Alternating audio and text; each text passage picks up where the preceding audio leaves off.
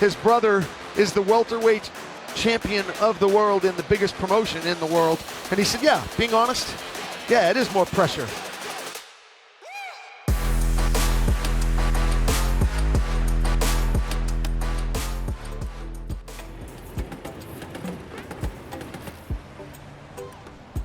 I came to America when I was very young, so life was hard. Family is everything, where we're from. Family is the backbone to everything we do.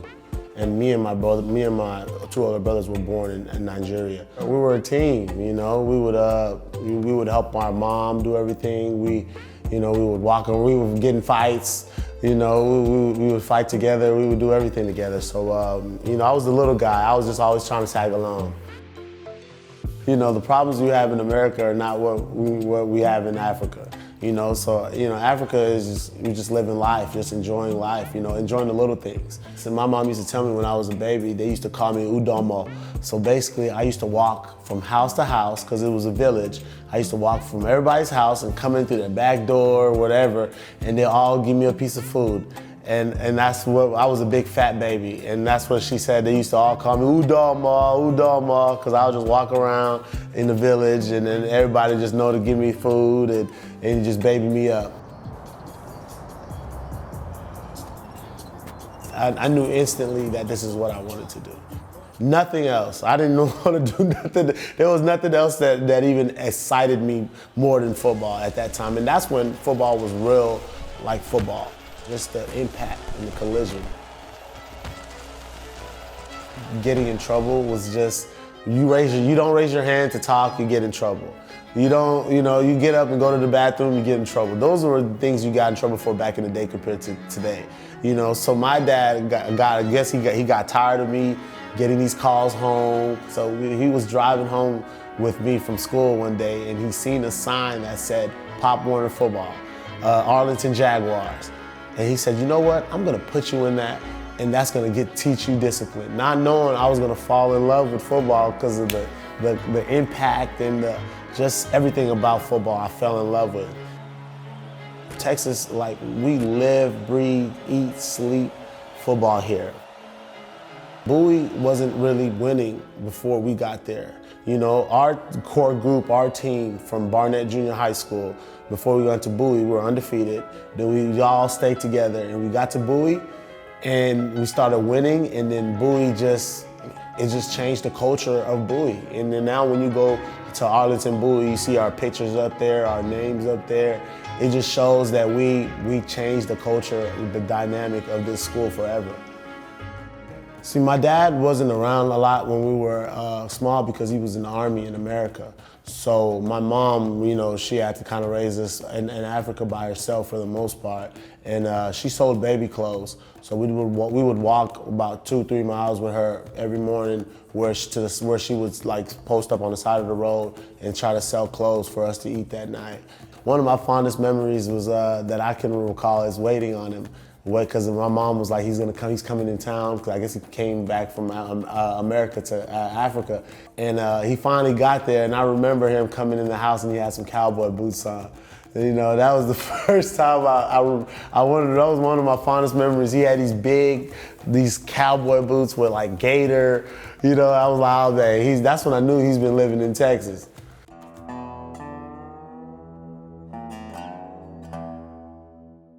First, he brought my mom, and then he brought us. My dad, he was in the Army, so he had, certain benefits, for being in the U.S. Army. I remember they had us in ESL classes when we first came, kind of integrating us into American culture and American, their school culture and their ways of, because we didn't really know anything. When we first came, I remember they took us to McDonald's and ordered us burgers. And I think we took 2 bites and threw it out of the window. That was our first introduction to American culture, when my dad bought us a burger and we bit into it and spit it out. One of the things that I can attest to my dad is he's so strict that they really didn't pay attention until it was time to pay attention. I could just see it in their eyes, having these coaches come in the living room and sit in my dad's living room and talk to him and say, we want your son to come to our school. It gave him, I could see that it gave him and my mom a sense of pride. My first coach that made a official visit to my house was Coach Kevin Sumlin at the time, when he just got signed at the University of Houston. That was his first year. And Jim Jeffcoat, defensive coordinator, he was a defensive ends coach, he was my coach. They came to my living room and my dad, he gave me he signaled me and gave me $50 and said, go to Wingstop. So I went to Wingstop to order wings, and then for all the coaches, and then when I came back home, they barely had like 1 or 2. So then they left me with like 45 wings that I completely destroyed. Kamaru was really, really good in wrestling, but the dynamic, is so much different between wrestling and football. Coaches don't really come to your house for wrestling. He always got a lot of love and camaraderie, and we always knew he was gonna be good. But there's not a lot of opportunities for wrestling as there are for football. Plus, our older brother, Cash was the first to do it out of all of us because he played soccer at Bowie. And he was a sensational soccer player. He went to University of South Carolina, Aiken, and he got a scholarship to go play soccer there. And that was our first taste of going, we took him to school and we got to really see that, the college atmosphere and see that, our brother did it. He got a scholarship to go to school and college, and he started it for us. And then Kamaru was like, okay, I have to do this. And I knew if they both did it, there was no way I was gonna pay for school or have anybody pay for school. It was gonna be, and I wanted to do it bigger than them. It was everything that I dreamed of, that I envisioned in my head. And I thought I was gonna redshirt and then be a 2-year starter there. But going into the season, I'm working hard, doing everything I do, and the coaches sat me down, and I will never forget Coach Hammerschmidt. He sat me down and said, Mo, we want to redshirt you, but we can't. He said, you're too good. My career at Houston was short, but it was very good because I played as a true freshman, at the University of Houston, because I came right in, I was ready to go. I've been working hard, and the thing that happened with that situation, after my first year of college, I was gonna be a 3-year starter there. I was starting for them. NCAA, as they've screwed a lot of kids over, which we sued and everything, they went ahead and canceled my ACT scores. They said my first score compared to my second score, the increase was too much, and so their increase scale, because I guess they have a scale that they think that you can increase, in, and I guess my score passed that, so they red flagged it. So after my whole first year of college, they basically said I was ineligible. They basically canceled my scholarship, was null and void. I had to pay back the money that they gave me on my scholarship, and then I had to miss all the games that I played as a true freshman and the practices. So basically that went ahead and set me on the spiral win to go to, Navarro Junior College, where I had a sensational career there. And then that's when I got more scholarship offers, and then I ended up committing to the University of Arizona. In college, when you're a college athlete, you get a monthly stipend check, which back then was about $1,200 for us. So basically, I was paying them with the money they were paying me. So every month they would pay me my stipend, I would go upstairs to the compliance office and pay it back.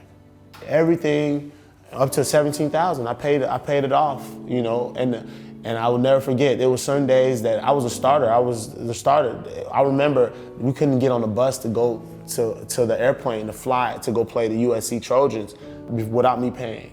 They were waiting on me on the bus. I handled all my business with compliance. Then I got on the bus before we chartered our flight. Whatever God wants for you, it's gonna happen, So that wasn't my route, And I had to really understand that wasn't the route that God had for me. He had something else in store for me, and that's why I just kind of just live in it and not really question anymore, and just go in and just make it happen. Okay, I gotta go fight. Let's go make it happen.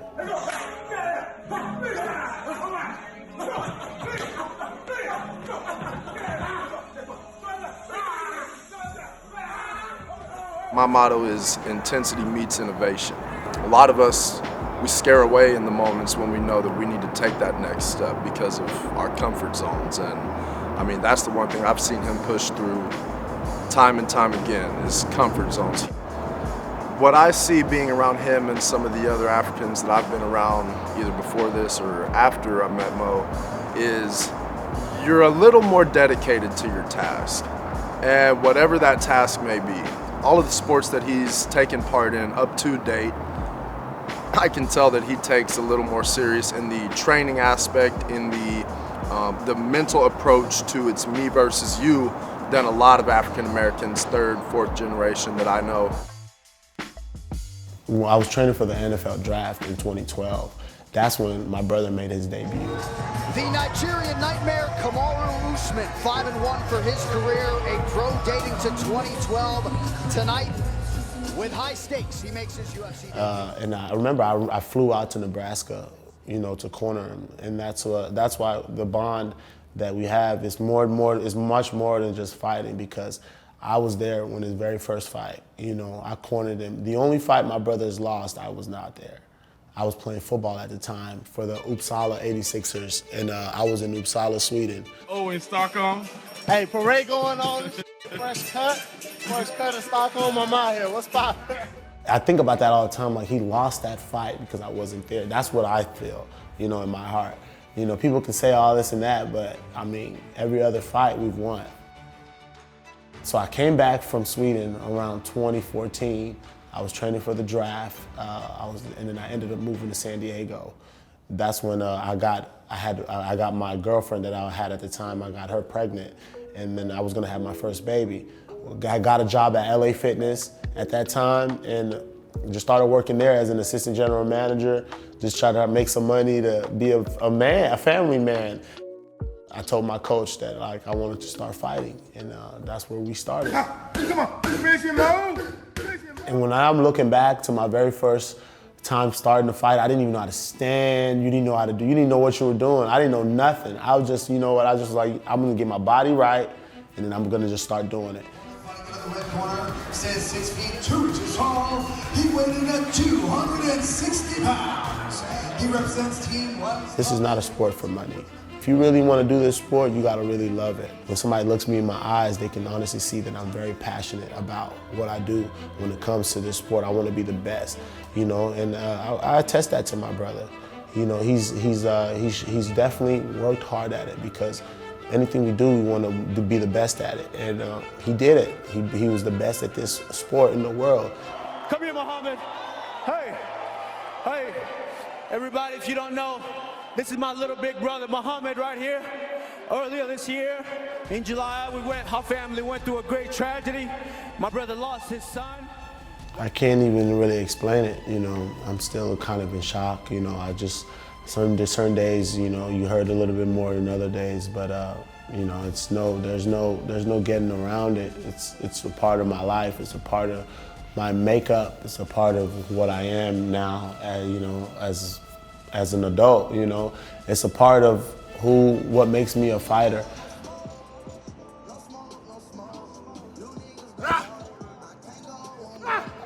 My son was the reason I started fighting, because I wanted to, I wasn't playing football no more, and I knew I was still an athletic human being, and I wanted to, I wanted my son to grow up and know that his dad was not a normal person, was a gifted individual, and that'll make him work harder in his own right, and that's all I cared about at that time. If you don't have a purpose, if you don't have a why, let's put it that way, it's hard to keep going. And not to keep going laterally, but to keep going vertically.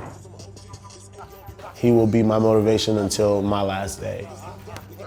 I'm still fairly young in MMA. When it comes to the sport of MMA, I'm young. And I didn't do any amateur fights. I didn't do any of that. I just went straight into fire. And now that I got into a position where I'm not saying PFL is not a high level, because it's a very high level. It's the top level. But I can almost still be working on my craft. life, you know. It's different when you're just, you know, it's like, okay, let's just put this guy against an Ngannou or Miocic and just go, you know. I'm gonna get there. That's not a problem at all. I know I'm gonna get there. I'm gonna see all these guys. I wanna see them. I want the Derek Lewis's. Hopefully Overeem is still there. I would love Overeem. Even a guy like Greg Hardy, they've been talking about me fighting him for a while now. I would love that fight. That's not a problem. None of these fights are a problem at all. But just the development of my abilities in the cage is all I'm focused on. And, you know, and in order to do that, because I didn't have any amateur fights, so I have to fight. So the PFL made sense. Keep developing in the cage and make money.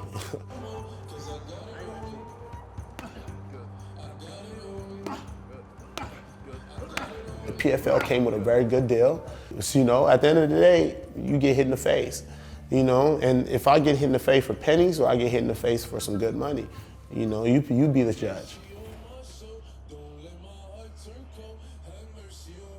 This is a good time for my body to heal. This is a good time for me to get better in certain aspects of MMA that I want to get better at. I've been playing football a long time. People look at me and say, oh, he's young in MMA, but I've been taking punishment for a long time. I felt like I did great. You know, I showed them a different side of my game than just going out there knocking a guy out or running through. I went 3 rounds and that was the best I ever felt. I felt like I was the motor of that fight. That's what, when I tell myself where I am, when I tell myself I'm the motor, this is what I want to do, I want to be able to keep going and have that energy, that's what I felt after that fight, you know? And I attest that to Colin, my trainer. He's very comfortable being uncomfortable. And that's definitely something that I admire about him. When he loves something, I mean, he truly is going to give it everything that he has. From where we're from, some days I wake up and like, wow, I'm really in America compared to where we were born, you know? So I just look at that and just keep going. I want to be a PFL champion and go to the UFC and then be a UFC champion. I know that's what my dreams are, and you know, and hopefully by then my brother hasn't retired yet, so me and him can have belts at the same time. I'm in my mind, and I know exactly what I bring in the cage, and it's not just going in there being able to knock a guy out. A lot of these guys can do that. It's being able to mix it up, like my brother says. I can go in there and try to knock you out, then I can switch it and wrestle you now. Now I can go into my jiu-jitsu now, my Muay Thai. So it's all about being able to mix it up against a lot of these guys. And at the heavyweight division, these guys don't really move like me. A lot of them are big and strong, but they don't move like me. I've been an athlete my whole life, you know, and there's certain things that I know that God blessed me with that other people don't have. So I just have to be able to use all my blessings to my advantage. I just want whoever's watching this to just be able to understand that life is what you make it.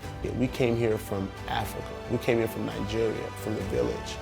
It's a blessing, and I'm just very glad that God has put me in this position to be able to help somebody else and that is coming up, and just tell them don't give up. You know, just keep working hard, and you know your best days are yet to come. I know you guys are in 2 different weight classes, but if you and Usman were to get in a fight, a UFC fight, who do you think would win? Listen, don't let them fool you. He's the champ, but they know who I am. If we got in a fight, it wouldn't be a contest. 1 punch. Kamaru, you've been called out. No, man, no, we've done this before. We've done this dance before, man. Well, thank you.